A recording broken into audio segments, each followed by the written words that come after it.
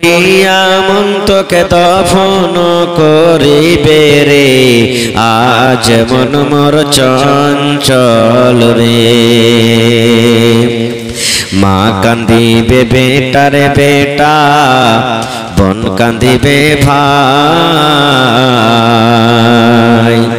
মা কান্দিবে বেটারে বেটা, বোন কান্দিবে ভাই। ঘরের বেগম সেও তো কানবে, আর তো কেহ নাই রে, আজ মন মোর চঞ্চল রে। নারে তাকবীর। জার্নিটার কত পাঞ্জরে রেখেছে যে ভাই, একটু জার্নিটার দূরে রাখতে হয়। আজকে জলসা যোগ্যতম শ্রদ্ধেয় সভাপতি সাহেব, উপস্থিত উলামায়ে কেরাম, সামনে বসে থাকা ইসলাম দরদি দিন দরদি ভাই ও বাবাজিরা, পর্দানশীন মায়েরা খালারা, সমস্ত তারিফ ও গুণগান সেই মহান আল্লাহ তাবারক ওয়া তাআলার জন্য, যে মহান আল্লাহ তাবারক ওয়া তাআলা আজকে আমাদেরকে এই ঠান্ডার মৌসুমে এই সোনাপুর মাদ্রাসার এই জালসার প্যান্ডেলের তলাতে বসে কিছু বলার ও শোনার তৌফিক দিয়েছে। তাই আমরা সে আল্লাহ তাবারক ওয়া তাআলার প্রশংসা করি, অন্তর থেকে মহব্বতের সাথে সকলেই পড়েন আলহামদুলিল্লাহ। আল্লাহর তারিফ করতে ভাই কাঞ্জুসি করিয়েন না, একটু জোর করে পড়েন আলহামদুলিল্লাহ।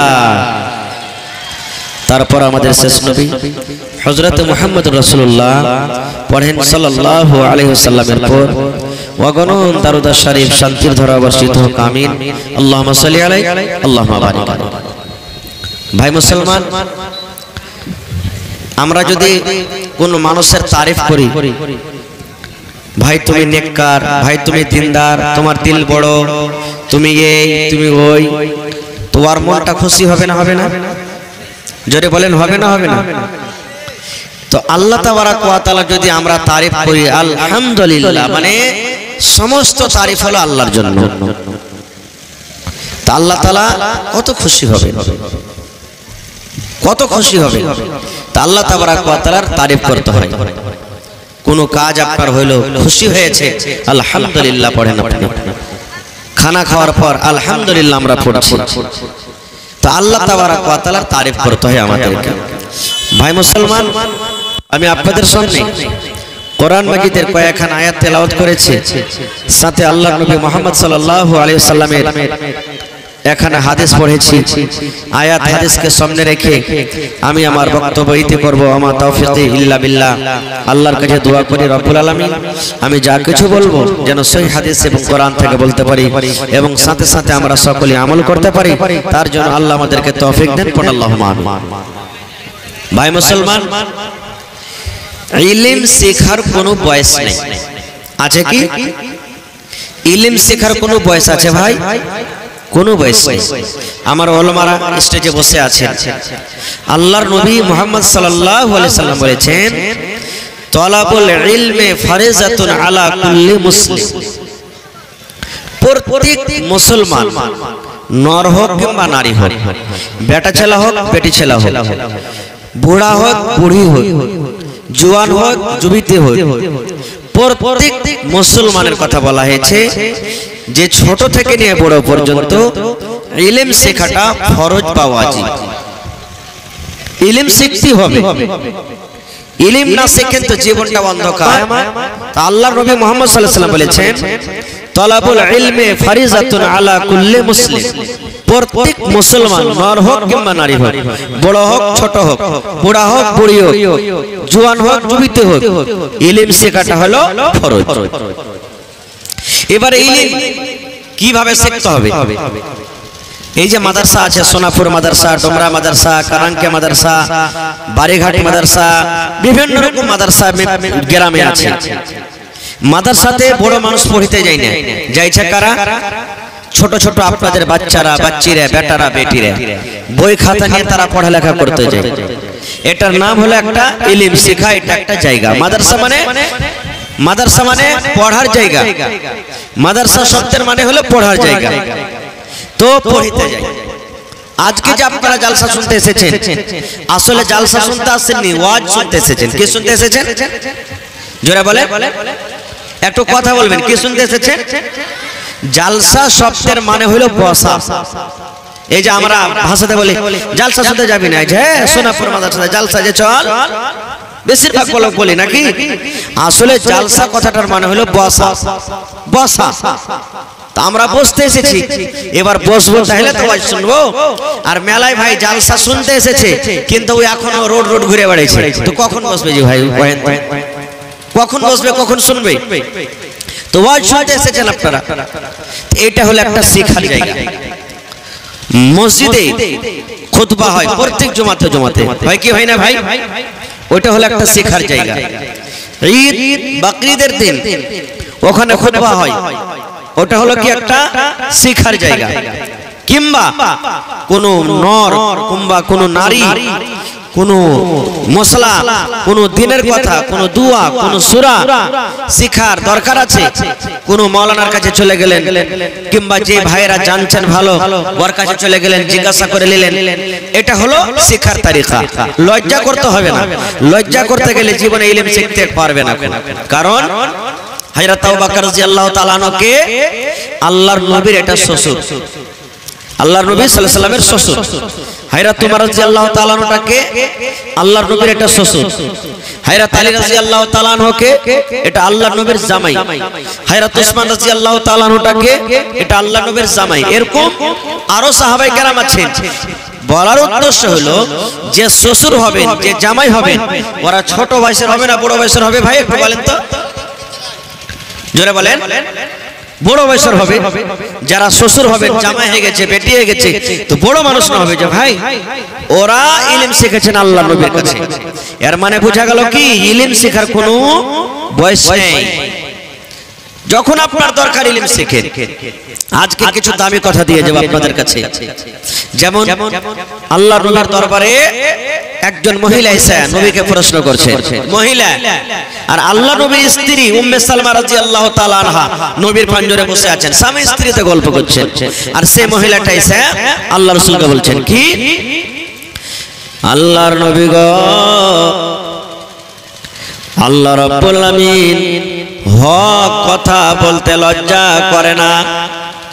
আল্লাহ রাব্বুল আলামিন হক কথা বলতে লজ্জা করে না, আমিও লজ্জা করব না। আমি আপনার কাছে একটা ফতোয়া জানতে এসেছি, একটা মসলা জানতে এসেছি, দিন শিখতে এসেছি। কি দিন? সে মহিলা বলছেন, ইয়া রাসূলুল্লাহ, যদি মহিলাদের স্বপ্ন দোষ হয়ে যায় নবী গো, কার? মহিলাদের, নারীদের যদি স্বপ্ন দোষ হয়ে যায় তাহলে কি তারাকে গোসল করতে হবে? প্রশ্ন করছেন। আপনাদের আমাদের স্বপ্ন দোষ হয় না? নাইট ফল, ডে ফল হয়ে যায়, রাতের বেলাতে হয়ে যায়, দিনের বেলাতে হয়ে যায়। ওরে সুবহানাল্লাহ, রমজান মাসে সাহারি খেয়ে শুতেছেন, ফজরের নামাজ পড়ে শুতে গেলেন, স্বপ্ন দোষ হয়ে গেল। ভাই এরকম কত হয়ে যায়। দুপুরের টাইমে আসরের নামাজের পর, জোহরের নামাজের পর ঘুমিয়ে আছেন, স্বপ্ন দোষ হয়ে গেল। ফজরের নামাজ পড়ে শুতে গেলেন, স্বপ্ন দোষ হয়ে গেল। ভাই এরকম কত হয়ে যায়। দুপুরের টাইমে আসরের নামাজের পর, জোহরের নামাজের পর ঘুমিয়ে আছেন, স্বপ্ন দোষ হয়ে গেল। মাওলানা জি কত ফোন আছে, রোজা রাখবো কি রাখবো না, যে মাওলানা রোজার মাসে আমার স্বপ্ন দোষ হয়ে গেল, দিনের বেলাতে স্বপ্ন দোষ হয়ে গেল। আল্লাহর নবী বলেছেন, রোজার হালাতে যদি তোমার স্বপ্ন দোষ হয়ে যায়, তোমার রোজা ভাঙবে না রে, রোজা ভাঙবে না। আর তোমাকে অন্য কোনো কাফারাও দিতে হবে না, জরিমানা তোমাকে লাগবে না। কিন্তু হ্যাঁ, যদি তুমি জাইনে বুঝে, তুমি জানছো আর জাইনে বুঝে যদি তুমি বিবির সাথে মিলন করে নাও, জাইনে বুঝে তোমার বিবির সাথে তুমি সহবাস করে নাও, তাহলে তোমার রোজা ভেঙে যাবে, রোজা ভেঙে যাবে। এবং রোজা রাখার সাথে সাথে তোমাকে জরিমানা আদায় করতে হবে।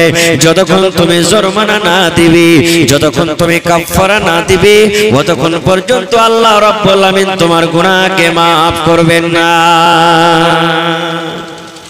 কিন্তু এমনি দিনে স্বপ্ন দোষ হয়ে গেল, বা রোজার দিনে স্বপ্ন দোষ হলো। সেই মহিলা বলছেন, আল্লাহ রাসূল, মহিলাদের যদি স্বপ্ন দোষ হয় তাকে কি গোসল করতে হবে? আল্লাহর নবী মুহাম্মদ সাল্লাল্লাহু আলাইহি ওয়াসাল্লাম বললেন, নাম, হ্যাঁ গোসল করতে হবে রে। ইদা রাতিল মা, যদি তুমি পানি দেখো, বলতে কি তুমি স্বপ্ন দেখেছো, যেমন তোমার স্বপ্নটা ভেঙে গেল, তুমি তোমার কাপড়ের দিকে দেখো, তোমার কাপড়টা শুকা আছে না ভিজে গেছে। যদি স্বপ্ন তোমার হয়ে থাকে, অরিজিনালি তুমি স্বপ্ন দেখেছো, আর স্বপ্ন দেখার পর দেখছো কিছু তোমাকে ভিজে ভিজে মনে হয়, তোমাকে কাপড়টা ভিজে ভিজে লাগছে, বা তোমাকে এরকম মনে হচ্ছে আমার স্বপ্ন দোষ হয়ে গেছে, আল্লাহ নবী বলেছেন তুমি গোসল করো, তোমার উপরে গোসল ফরজ হয়ে গেল, তোমাকে গোসল করতে হবে। আর তুমি স্বপ্ন তো দেখেছো ঠিক, কিন্তু তোমাকে লাগে না যে আমি স্বপ্নের মাধ্যমে আমার কিছু হয়েছে, স্বপ্নটা আমি দেখেছি কিন্তু আমার কোনো কাপড় ভিজা নাই, আমার কোনো প্রমাণ দেখা যায় না, আমার স্বপ্নের যেটা আলামত হয় কিছু দেখা যায় না। আল্লাহ রাসূল বলেছেন তোমাকে গোসল করতে হবে না, গোসল করতে হবে না।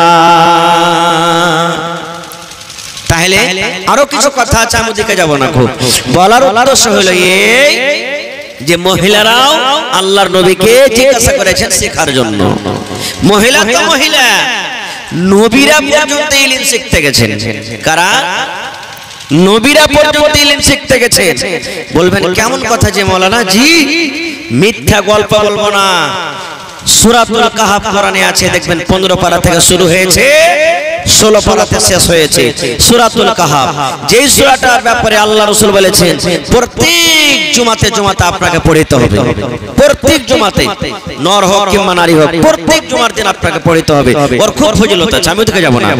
ওই সূরাটাতে ঘটনা লেখা আছে কি, একদিন মুসা নবী ওয়াজ করছেন, যেমন আজকে আমি ওয়াজ করছি, মুসা নবী নিজের কওমকে ওয়াজ করছেন, নসিহত করছেন। ওর কওমকে ওয়াজ শুনে এত ভালো লেগেছে, তখন একটা লোক মুসা নবীকে বলছেন, মুসা নবী আপনার থেকে কি বড় আলেম দুনিয়া তার কেউ আছে? দেখেন প্রশ্নটা, দেখেন ওয়াজ শুনে এত ভালো লেগেছে, একটা লোক সামনে থেকে তখন বলছেন, মুসা নবী আজ এত সুন্দর ওয়াজ করলেন, দারুণ লাগলো, একবারে খুব ভালো লেগেছে, তো আপনার থেকে কি বড় মাওলানা দুনিয়া তার কেউ আছে? দুনিয়াতে কোনো আলেম আছে? মুসা নবী বললেন, না রে না, আমি সব থেকে বড় আলেম, আমার থেকে দুনিয়াতে আর বড় কেউ আলেম না, সব থেকে বড় আমি আলেম, আমার থেকে বড় মাওলানা কেউ নেই। ওরে আল্লাহ, खाना खाने गया था, एक रियल मोबाइल शाहबुद्दीन का छूट गया, तो खाना भंडार में। যারা খানা শাহাবুদ্দিন নামে একটা ছেলের মোবাইল হোটেলে ছুটে গেছে, মোবাইলটা একটু স্টেজে পৌঁছে দেবেন ভাই। শাহাবুদ্দিন ভাইয়ের মোবাইল খানা খেতে যা হোটেলে ছুটে গেছে, যদি কোনো ভাই পায়ে থাকেন তো স্টেজে দিয়ে চলে যান। তো বলছেন আমি সব থেকে বড় আলেম, কিন্তু আল্লাহ তাবারাক ওয়া তাআলাকে এই কথাটা বরদাস্ত হলো না। তুমি এই কথাটা না বলে যে আল্লাহ সব থেকে বড় আলেম, আর তুমি বলছো যে আমি সব থেকে বড় আলেম, আমার থেকে দুনিয়া তার বড় আলেম কেউ নেই, আল্লাহকে পছন্দ হলো না। আসলে মুসা নবী কোনো ভুল বলেননি, ঠিকই বলেছেন। বলার উদ্দেশ্য যে আমি একটা নবী কওমের মধ্যে, আর আমি একটা নবী, যখন আল্লাহ আমাকে ইলম শিখাচ্ছেন তা আমি আসলে বড়, এই হিসাবে বলেছেন। কিন্তু আল্লাহ রাব্বুল আলামিন মুসা নবীকে বলছেন, হে আমার নবী মুসা, তুমি বলেছো আমি বড় আলেম, আমি বড় মাওলানা, আমি বড় মুলবি, হে মুসা তুমি ইলম শিখতে যাও, তোমার থেকে বড় মাওলানা আছে, ইলম শিখতে যাও, যাও তুমি ইলম শিখতে, তোমার থেকে বড় মাওলানা আছে। মুসা নবী অবাক, আল্লাহ আমার থেকে বড় মাওলানা জমিনে আছে? জি, তোমার থেকে বড় মাওলানা আছে, যাও তুমি। এই ভাই দেখেন, মুসা নবী একবারও বললেন না যে যাব না। আজকে যদি কোনো নমাজি ভাই নমাজ পড়িতে আসেন, আর কেউ যদি আসে অন্য লোক, ও যদি নমাজ একটু ভুল করে, আর যারা জানছে যদি খালি বলে দেয় ভাই তোমার এটা ভুল হলো, কি বলবেন? ওয়াজিন থেকে তুমি নামাজ পড়তে শিখেছো, কত নমাজের বেটা নমাজে গেছে, শিখাইতে আসছে আমাকে, একবার ভোল্টেজ করা হয়েছে আমাদের। কিন্তু না, এটা বলবে না যে কে জানি রে ভাই ভুল হয়ে গেছে, শিখিয়ে দাও, এই কথাটা বলবে না। এবার তখন মুসা নবী বলছেন, আল্লাহ আমি ইলম শিখতে যাব, আমি ইলম শিখতে চলে যাব, কিন্তু লোকটার নাম কি, লোকটাকে কোন জায়গাতে পাবো, কোন জায়গাতে পাবো আল্লাহ তুমি একটু আমাকে জানিয়ে দাও। আল্লাহ রাব্বুল আমিন বললেন, মুসা রে তুমি একটা মাছকে সুন্দর করে তুমি ভেজে নাও রে মুসা। মাছকে সুন্দর করে ভেজে নিয়ে তুমি ওই মাছটাকে তোমার ব্যাগে তুমি ভর্তি করে নাও, মাছকে তুমি ভেজে নাও, আর মাছটাকে ভেজে তোমার ব্যাগে তুমি রেখে দাও, ঝোলাতে রেখে দাও, আর তুমি হাঁটতে থাকো। হাঁটতে হাঁটতে হাঁটতে যে জায়গাতে তোমার ঝোলা থেকে মাছ জীবিত হয়ে পানিতে চলে যাবে, ওই জায়গাতে তুমি লোকটাকে কিন্তু পেয়ে যাবে। যাও তুমি ইলম শিখতে। নিয়ে নিলেন, সাথে কাকে নিলেন, ইশা বিন নুন কে নিলেন সাথে, একটা পার্টনার সঙ্গী সফর করব, চলে গেলেন। হাঁটতে হাঁটতে হাঁটতে হাঁটতে হাঁটতে হাঁটতে হাঁটতে এমন ক্লান্ত হয়েছে, তখন একটা গাছের পাঞ্জরে তলাতে বসেছেন যে একটু আরাম করি, এখান থেকে তখন যাবো। মুখ হাত ধুয়ে এসে বসেছে, আল্লাহুস সামাদ। কখন কখন মাছ ভাই জীবিত হয়ে পানিতে চলে গেছে, যেখান দিয়ে মাছ গেছে একবারে সুন্দর হয়ে মাছের একবারে লাইন হয়ে সুরাং হয়ে একবারে চলে গেছে। ওই কিন্তু পার্টনার ইশা বিন নুন মুসা নবীর সাথে ছিলেন, ও কিন্তু দেখেছে যে মাছ সমুদ্রে চলে গেল, কিন্তু কেমন করে জাগাবো, মুসা নবী তো ঘুমিয়ে আছেন, নিন পারছেন, ঘুম ঘুম ভাঙবে তখন জাগাবো আর বলবো। ও কিন্তু ভাই ভুলে গেছে, মুসা নবী জেগেছেন আর জাগার পর আবার হাঁটতে লেগেছেন, চলো। ও কিন্তু ভুলে গেছে যে মাছ এখানে জীবিত হয়ে গেছে। আল্লাহুস সামাদ। এইবারে হাঁটতে লাগলেন, হাঁটতে হাঁটতে হাঁটতে রাত দিন কেটে গেল। সুবহানাল্লাহ। রাত দিন কেটে যাওয়ার পর এবার মুসা নবী বলছেন, বন্ধুরে ক্ষুধা লেগেছে রে ভাই, একটু তুমি নাস্তাটা দাও, লাহারিটা বাহির করো, আর হাঁটতে পারি না, ক্ষুধা লেগেছে, ভোক লেগেছে দাও। এবার তখন ওর মনে চলে এসেছে, মুসা নবী ভুলে গেছি আপনাকে একটা খবর দিতে। বলছে, কেমন খবর? বলছেন, মুসা নবী যেই গাছের তলাতে আপনি আরাম করছিলেন, ওই গাছের তলা থেকে ওই মাছ কিন্তু সমুদ্রে চলে গেছে। মুসা নবী বলছেন, আরে খ্যাপা কি করলে, ওটারই তলা সাথে এসেছি, চল ঘুর। আবার রাস্তা ঘুরতে শুরু করলেন, ঘুরতে ঘুরতে ঘুরতে দেখছেন আল্লাহর কারিশমা, মাছ জেগেছে, যেমনি ভাবে গেছে একবারে ফোঁটা হয়ে আছে, রাস্তা বইনা আছে। ওই রাস্তা দিয়ে দেখছেন সুবহানাল্লাহ একজন লোক কিন্তু সুন্দরভাবে বসে আছেন, দেখতে খুব সুন্দর। তার নাম হলো খিজির আলাইহিস সালাম। লোকটার নাম কি? খিজির আলাইহিস সালাম। খিজির কেন বলা হয় অন্যদিন বলবো। তার নাম হলো খিজির আলাইহিস সালাম। মুসা নবী তাকে যা সালাম দিলেন, এবার সালামের জবাব দিলেন। এবার খিজির বলছেন, কে তুমি? বলছে, আমার নাম হলো মুসা, আমি আল্লাহর নবী মুসা। বলছেন, কোন মুসা? বলছেন, বনি ইসরাইলের মুসা। এবার খিজির আলাইহিস সালাম বলছেন, তুমি আমার কাছে কেন এসেছো? বলছেন, রে আল্লাহর বান্দা, তোমার কাছে আমি ইলম শিখতে এসেছি। বলছে, কে পড়ালছেন? তা আল্লাহ পড়ালছেন। ইলম শিখতে এসেছি আপনার কাছে, ইলম শিখবো আমি।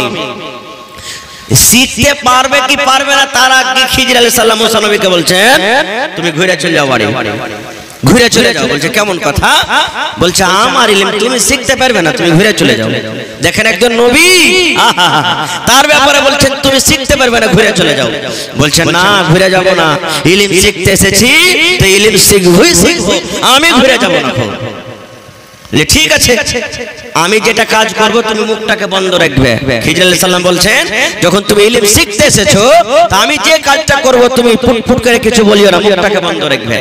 হাঁটতে শুরু করলেন দুজন। হাঁটতে হাঁটতে হাঁটতে একটা সমুদ্র ঘাট আছে, লদ্দি আছে, লদ্দিটাকে পার করতে হবে। তো কি দিয়ে পার করতে হবে? নৌকা আছে, নৌকা আছে, কষ্টি। দুজন ওতে সওয়ার হয়ে গেলেন। দিয়ে হাঁটতে নৌকা চলতে চলতে ঠিক মধ্য সমুদ্রে যখন গেছে, তখন একটা পাখি এসে ওই নৌকাতে বসে গেছে। আর বসার পর সমুদ্রে ঠোক মারছে আর লোলটাকে উঠছে, মানে পানি খেয়েছে পাখি। আপনারা বলেন, পাখি যদি একবার লোল মারে পানিতে, মোটামুটি 2.5-3 কেজি মতন তার মুখে পানি উঠবে নাকি? কত উঠবে ভাই? সামান্য, নদীর হিসাবে সামান্য একটু নাকি? মনে হয় পানি উঠেনি, এরকম হবে। এবার খিজির আলাইহিস সালাম বলছেন, মুসা সমুদ্রের মোকাবিলাতে এই পাখির মুখে কতটুক পানি উঠলো বলছে না এর বরাবর। এবার খিজির বলছেন মুসা রে, তোমার ইলম আমার ইলম আল্লাহ রাব্বুল আলামিন কিয়ামত পর্যন্ত যত ইলম দুনিয়াকে মানুষকে দিবেন দিয়েছেন, সমস্ত ইলম হলো এই পাখির মুখে যে পানি উঠেছে পানি বরাবর। আর এই সমুদ্রে যত পানি আছে এই পানির সমান ইলম হলো আল্লাহ। আল্লাহ একটুখানি ইলম পেয়ে মানুষ দেখছে চাঁদের উপরে রোবট পাঠিয়ে দিয়েছে, পাঠাই না? কিছুদিন আগে চন্দ্রয়ান 3 পাঠালছে কি পাঠায়নি? একটুখানি ইলম পেয়ে দেখেন এখান থেকে রেমন চলছে আল্লাহুস সামাদ, এখান থেকে চলছে কত পাকে কত দিনে কোন জায়গাতে নামছে কি আছে চাঁদের উপরে সব কিছু এখান থেকে। তো মানুষ যদি এই জমিন থেকে চাঁদের উপরে যদি একটুখানি ইলম পেয়ে যদি ওখানে যদি রোবট পাঠাতে পারে, তাহলে যে আল্লাহর কাছে সবকিছু আছে সে আল্লাহ কি করতে পারবে না? জি ভাই পারবে না, পারবে না। এবার হাঁটতে শুরু করলেন, যেমনই নৌকা থেকে নামলো যেমনই ঘাট পার হয়ে গেল, ওরে আল্লাহ মাঝি বলছেন তোমাদের দুজনের কাছে টাকা নেব না রে, ফ্রিতে তোমাদেরকে পার করে দিলাম। ওরে সুবহানাল্লাহ। এবার খিজির আলাইহিস সালাম তার হাতে একটা হাতুড়ে কিংবা কুড়ুলে কিংবা দাও কিছু মনে করলেন, লিয়ে নিলেন। আর ওইটা ঝকঝকা নতুন কাস্তে, নতুন না ওরে বন্ধু, মনে হয় 2 দিন 4 দিন 5 দিন 1 মাস হলো তৈরি করে নতুন কাস্তে। ও যেমনই ঘাটটা পার হয়ে গেল, ওই খিজির আলাইহিস সালাম একটা কুড়ুলে কিংবা দাও নিয়ে ওই একটা সুন্দর দেখে তক্তাকে কেটে দিয়ে নৌকাকে ফুটা করে দিলেন। নৌকা ফুটা হয়ে গেল। এবার মুসা নবী তখন বলছেন, এ খিজির কি ব্যাপারটা? এই চাওয়ালা, তোমার চা বেচা তোমার জায়গা নেই, ওদিকে যাও, ওদিকে যাও, হটো যাও, ওদিকে যাও। দুনিয়া বেচে ওর পেট ভরা না, এখানে চলে এসেছে। এবারে মুসা নবী তখন বলছেন, এ খিজির কেমন তুমি ইলম আমাকে শেখাইতে এসেছো? একটা আল্লাহর বান্দা ফিরিতে আমাদেরকে নৌকা পার করে দিলে, এক চেরে নাও নিলে না উপর থেকে, তারপরে দয়া ময়া না দেখে তার নৌকাকে তুমি কেটে দিলে, ফুটা করে দিলে, এটা কিন্তু ভালো কাজ করলে না। আমরা বলবো এরকম হলে বলবো না যে ভাই বলেন তো, বলবো কি বলবো না? আপনি যদি কোনো বাড়িতে মেহমান চলে গেলেন, খুব আদর যত্ন করলে, আর ওর বাড়ি থেকে তুমি বলছেন এখানে পালিয়ে যান আপনি, আর সাথে যদি একটা লোক থাকলে, আরে ভাই কেমন তুই কাজ করলি, কত সুন্দর করে জামাই লোকটা খাওয়াইলে, আর ওর বাড়িতে চুরি করলি, বলবো কি বলবো না? মুসা নবী বলছেন, হে আল্লাহর বান্দা, আমি তোমার ইলমের কিছু বুঝতে পারি না, তোমাকে এত সুন্দর করে যত্ন করে টাকা নিলে না, বিনা টাকাতে পাস করে দিলে আমাদের দুজনকে, আর ওপর থেকে তার নতুন নৌকাকে তুমি কাছ থেকে ফোটা করে দিলা। এবারে খিজির বলছেন, মুসা রে আমি তোমাকে প্রথমে বলেছি তুমি আমার ইলম শিখতে পারবে না, ইলম শিখতে পারবে না, এখনো সময় আছে তুমি ঘুরে চলে যাও, এখনো সময় আছে তুমি ঘুরে চলে যাও।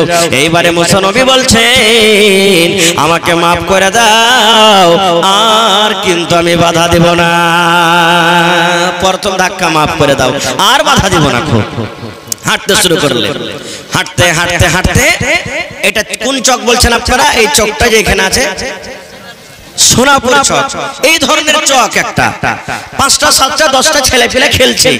কোরআনের কথা বলছি, যদি বিশ্বাস না করবেন সূরাতুল কাহাফ দিয়ে পড়ে দেখবেন, উর্দু তরজমা, ইংলিশ, হিন্দি, যেটা আপনার ইচ্ছা পাইবেন ঘটনাটাকে।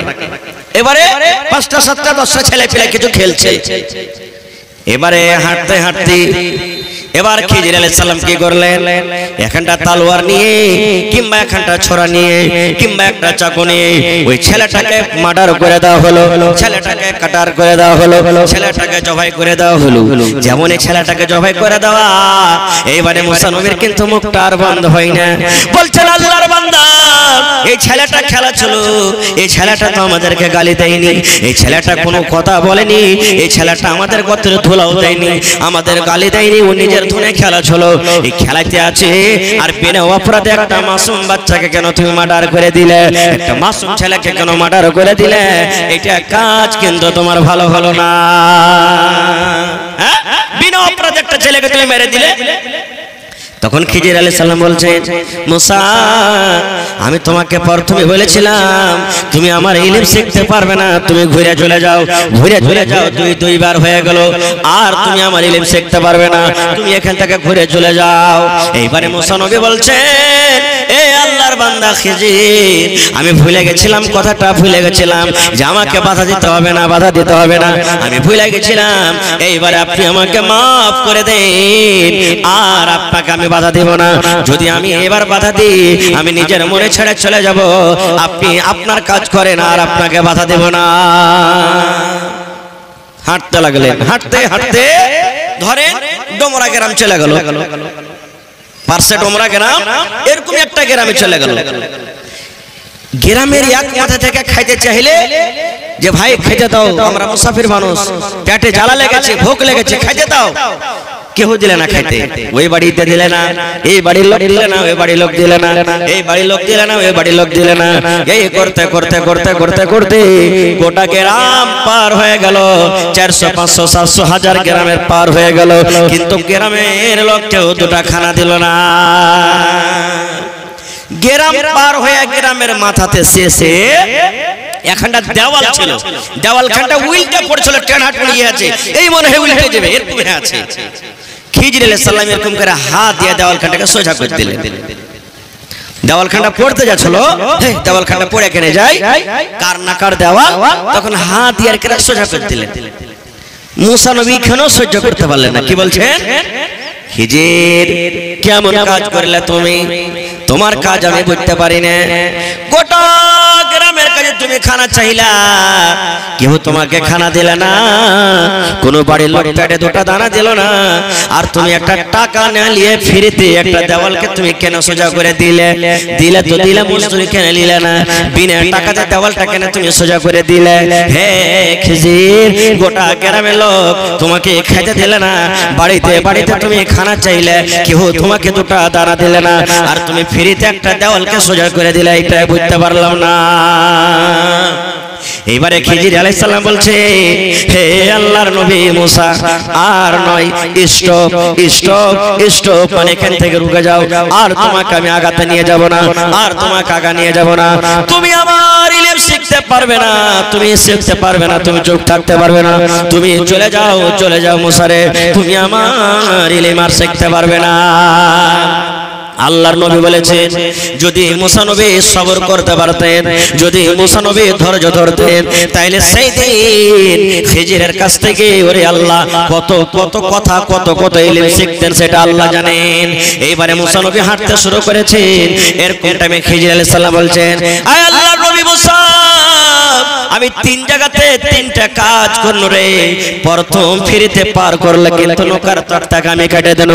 2 নম্বর একটা মাসুম বাচ্চা কিছু বলেনি, তাকে আমি মেরে দেব, মার্ডার করে দেব। 3 নম্বরে এই দেওয়ালটাকে সোজা করে দেব, খাইতে দিলে না। তারপরও কেন করনো রে, কেন করনো, এর মতলব কি, কেন করনো, কাজটা কেন করনো তুমি কি জানবে না? মুসা বলছেন, হ্যাঁ আমি জানতে চাই, জানবো কেন তুমি এই কাজটা করেছো। এবারে খিজির আলাইহিস সালাম বলছেন, মুসা আমি ওই নতুন নৌকাকে কাছ থেকে এই জন্য আমি কেটে দিলাম, ওই দেশের যে রাজা আছে, ওই দেশের যে বাদশা আছে, ওই বাদশা খুব জালিম বাদশা, বড় বাদশা, জালিম বাদশা। যদি কোনো মানুষের নতুন নৌকা, নতুন নাও, নতুন কাজটা যদি দেখতে পায়, তার কাছ থেকে কাঢ়ে নিয়ে চলে যাবে, তার কাছ থেকে জবরন ছিনতাই করে নিয়ে চলে যাবে। এবার যখন ওই বাদশার লোকেরা এসে দেখবে, আরে নাটা তো নতুন, কিন্তু একটু এতে খাম আছে, একটা তক্তা ফুটা আছে, একটা তক্তা খাম আছে, ভেঙে আছে, তখন ওই সেই নৌকাটাকে কিন্তু আর নিয়ে যাবে না, আইব মনে করে ছেড়ে দিবে। এবার ওই নৌকাতে এই গরিব লোকটা নিজের সংসার কিন্তু চালাইতে থাকবে। এই জন্য আমি তক্তাটাকে ফুটা করলাম। মুসা নবী বলছেন, ওই আল্লাহ এত রাত ছবি আছে জি। বলছেন, ছেলেটাকে কেন মেরেছো? বলছেন, মুসা রে, এই ছোট ছেলেটা এই জন্য আমি মারলাম, এই ছেলেটার মা বাপ খুব নেককার রে, খুব দিনদার, খুব নেককার, আল্লাহওয়ালা, আল্লাহওয়ালি, আল্লাহকে খুবই ভালোবাসেন, আল্লাহর খুব প্রিয় বান্দা বান্দি। কিন্তু ছেলেটা বড় হবে, এই ছেলেটা বড় হয়ে বেঈমান হয়ে যাবে, মুশরিক হয়ে যাবে, এই ছেলেটা গুনাহগার হয়ে যাবে, পাপী হয়ে যাবে।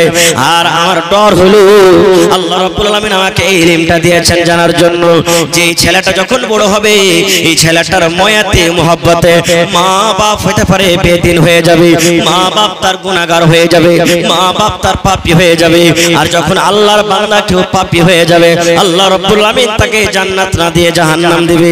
এই জন্য ছেলেটাকে আমি মেরে দিলাম যে আল্লাহ রাব্বুল আলামিন তাদের কোকে বক্তা আবার একটা নতুন ভালো নেককার সন্তান দিবে, এই জন্য আমি তাকে মেরে দিলাম। বলছে ঠিকই না তাই? আবার বলছে 3 নম্বরে ওই কেউ খাইতে দিলে না গ্রামে আর দেওয়াল সোজা হয়ে গেল, এটা কেন?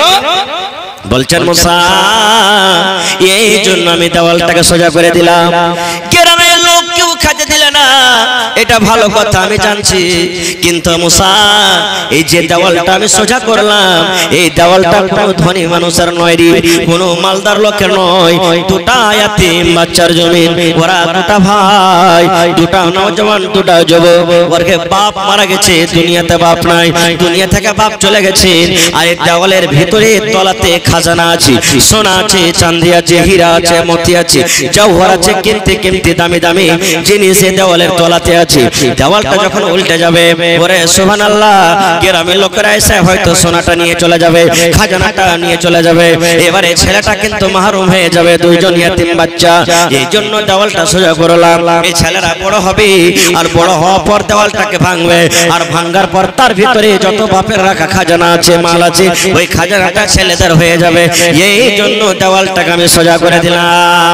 হে মুসা তোমার আমার সফর এখান থেকে শেষ হয়ে গেল, তুমি ঘুরে চলে যাও, ঘুরে চলে যাও। নারে তাকবীর। কেন বললাম আমি এই ঘটনাটা, কেন বললাম? যে মুসা নবী পর্যন্ত ইলম শিখতে গেছেন আর আমি আপনি কে? কয়টা লোক জানাজার নামাজ পড়িতে বাপ মরে গেল, মা মরে গেল, গ্রামের লোক মরে গেছে, এলান হইল 2টাতে, 2:30টাতে, 3টাতে জানাজা চল, আল্লাহু আকবার বলে হাত বেঁধে নিল। কিন্তু বেয়াদবি মাফ করবেন ভাই হিসাবে, আমি আপনার এলাকার ছেলে হিসাবে বলছি, একটা একটা করে যতটি লোক এখানে দাঁড় হয়ে আছেন, যদি আমি জিজ্ঞাসা করি ভাই রে এখানে এসে জানাজা কেমন করে পড়িতে হয় একটু বলেন তো, হা হা লাতে 50টা 100টা লোক হবে না, বাকি গেলা পারে না পড়িতে। কিন্তু কোনদিন কোন মাওলানাকে জিজ্ঞাসা করেছে? কোনদিন করবে না। শিখালেন জানাজা পড়ার তরিকা, কিভাবে জানাজা পড়িতে হয়। আহা আল্লাহ রাসূল বলেছেন যখন মাইয়াত সামনে হয়ে যাবে, জানাজা যখন সামনে হবে, নবী বলেছেন যদি বেটা ছেলে মাইয়াত হয়, বেটা ছেলে যদি জানাজা হয়, পুরুষ যদি জানাজা হয়, মাইয়াত হয়, তাহলে তার সিনার সামনে তাকে দাঁড় হইতে হবে ইমাম সাহেবকে। আর যদি মহিলা যদি জানাজা হয় তাহলে তার নাভির সামনে তাকে দাঁড় হইতে হবে ইমাম সাহেবকে। সাফ বাঁধে হয়ে যাবে, কাতার সোজা সোজা করে লেগে যাবে। কত ভাই বলবে চাপ্পাল খুলবে, জানাজার নামাজ যখন পড়বে চাপ্পাল খুলবে, চাপ্পাল ডিজিটাল চাপ্পাল খুলবে। চাপ্পাল খোলার স্টাইল দেখবেন কি, চাপ্পালের ফিতা খানটাকে বাহির করে ওর পরে খাড় হয়ে যাবে, এটা খোলা হলো যে ভাই। কানটাকে যদি সামনে করে ধরেন তাও কবে কান ধরা হলো, আর যদি হাত খানটাকে ঘুরিয়ে কষ্ট করে যদি এদিক থেকে ঘুরিয়ে ধরেন তাও কান ধরা হলো। তাহারে ভাই যদি আপনার চাপ্পাল খোলারই মন আছে তো ভালো করে খুলে দু পার মাঝখানে রাখেন বা হটিয়ে দেন, খালি ফিতা খানটাকে হটিয়ে দিলেন বাস। সাহেব পিছলে আবার 5000 দিলেন, এবার ফোন করে আজ গুজরাতে আছে। জি জি, আসসালামু আলাইকুম ওয়া রাহমাতুল্লাহ। ভালো আছেন জি ভাই? তো জালসাতে কত টাকা দিয়েছেন ভাই আজ?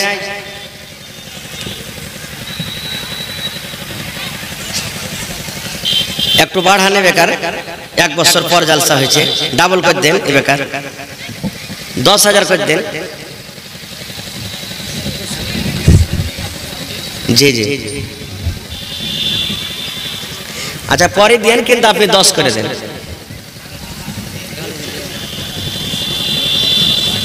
আচ্ছা ঠিক আছে, আর 2000 বাড়িয়ে দেন ভাই। গত বছর 5000 দিয়েছিলেন আমার মনে আছে, আর 2000 করে 7000 করে দেন।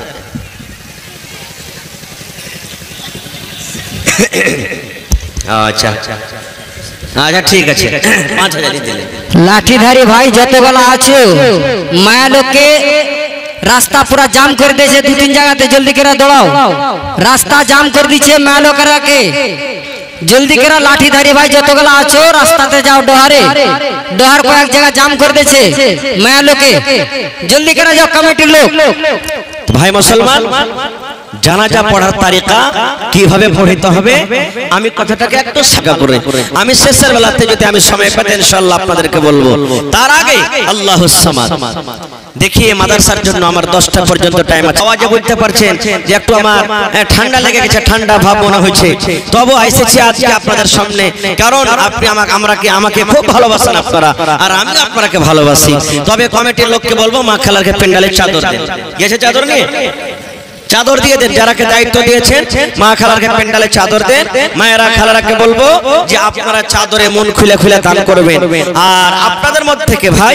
একটু 10 থেকে 15 মিনিটের মধ্যে একটু আসেন আমার সামনে আর 5000 10000 2000 1000 4000 20000 ধান গহম মাকই যেটা আপনার জুড়বে আপনারা আল্লাহর রাস্তে এই মাদ্রাসার জন্য কিন্তু দিয়ে যান ভাই কারণ এই মাদ্রাসাটা হলো এমনই জায়গা যেখানে ওয়া মানুষকে মানুষ করা হয় এই মাদ্রাসাতে একটা এমন জায়গা আল্লাহুস সামাদ যেখানে রূহের গিজা দেওয়া হয় পেটের গিজা আমরা খাই কিন্তু রূহের গিজা মাদ্রাসাতে আমরা পাবো এইজন্য আপনারা এই মাদ্রাসাকে চালান এই মাদ্রাসা হলো আমাদের জান মাল ইজ্জত আবরু ঈমান মাদ্রাসা আছে বলে আমরা আল্লাহ রাসূলকে চিনি মাদ্রাসা আছে বলে আমরা দুনিয়াদারি করছি আখিরাতের জন্য তৈরি করছি আর মাদ্রাসা না থাকে ভাই তাহলে আমরা দিন থেকে আতিম হয়ে যাব দিন থেকে আমরা বেদিন হয়ে যাব এইজন্য দেখি আজকের জালসাতে কোন আমার ভাই আছে যে 20000 টাকা দান করবেন গত রাতে আল্লাহুস সামাদ একটা জালসা করেছিলাম গত রাতের আগা রাতে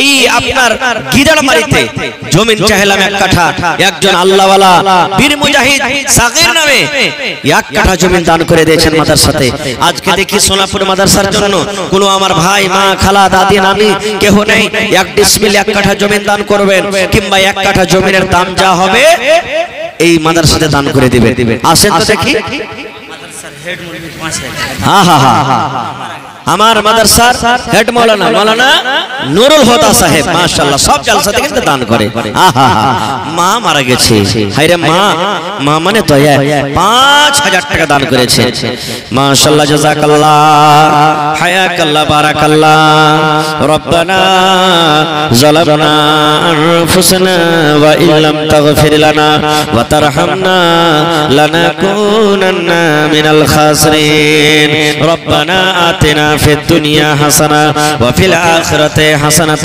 وقنا عذاب النار আল্লাহ মা কবরে চলে গেছে মায়ের জন্য আমার মাওলানা 5000 টাকা জমা করে দিলেন হায়রে মা দুনিয়াতে নাই এই রব্বুল আলামিন মা মাটির ঘরে শুতে আছে জানি না মা কবরে কি হালাতে আছে আল্লাহ মায়ের কবরে তুমি জান্নাতের বিছানা দিয়ে দাও মায়ের কবরকে তুমি নূর দিয়ে মনোহর করে দাও রব্বানা তাকাব্বাল মিন্না ইন্নাকা আনতাস সামিউল আলিম আমিন আহা মা ইন্তেকাল করেছে কি নাম ভাই আপনার কাউসার আজম আর 1 ঘন্টা হবে না ভাই 1000 টাকা এক পারার দাম দেন ভাই 30 পারা কোরআন 30টা লোকের কাছে 1000 2000 করে নিব ভাই তার মধ্যে কাউসার আজম 500 টাকা দিয়েছেন আর 500 টাকার আবদার সুবহানাল্লাহ ওরে আল্লাহ ভাইয়ের দিলখান কত বড় আল্লাহুস সামাদ আল্লাহ মার জন্য আল্লাহুম্মা ইগফির লি হাইয়িনা ওয়া মাইয়িতিনা ওয়া শাহিদিনা ওয়া গায়বিনা ওয়া সাগীরিনা ওয়া কাবীরিনা ওয়া যাকারিনা ওয়া উনসানা আল্লাহ মাকে মনে পড়ে গেল আজ যদি মা থাকতো কত আদর করে আমাকে মা মা বলে ডাকতো দুনিয়ার খবর পাওয়া যায় কবরের কোনো খবর আসে না আল্লাহ 1000 টাকা দিলেন কাউসার ভাই আল্লাহ জানি না মা কবরে কি হালাতে আছে মায়ের কবরে তুমি জান্নাতের বিছানা দিয়ে দাও